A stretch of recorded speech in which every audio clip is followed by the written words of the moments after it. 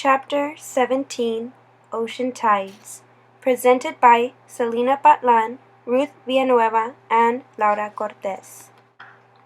The alternating pattern of rising and falling sea level with respect to land is what we know as the tides.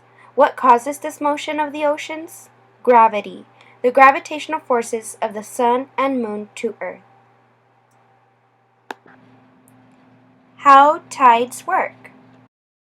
This represents our sun, this represents our Earth, and this will represent our moon.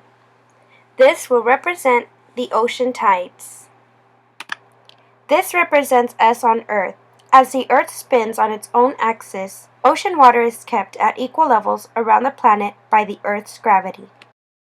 However, the moon's gravitational forces are strong enough to disrupt the balance by accelerating the water towards the moon. This causes the water to bulge.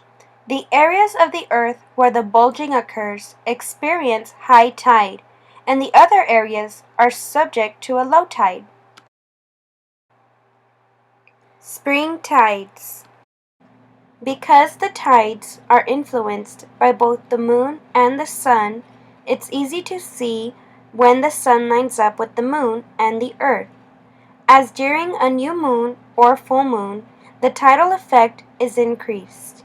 These are known as spring tides, named not for the season, but for the fact that the water springs higher than normal, causing super high tides and super low tides.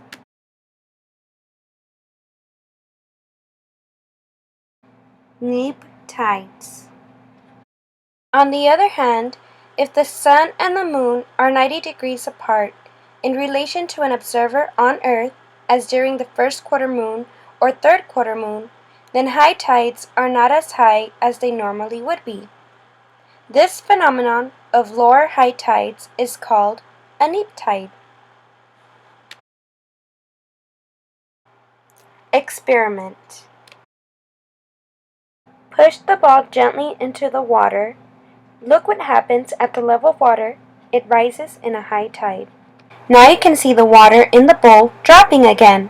So the tide has risen and fallen even though the amount of water is unchanged.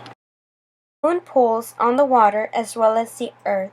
There is now a tidal bulge on each side of the world. Now you can see how in effect the tidal bulges move around the world as the world turns.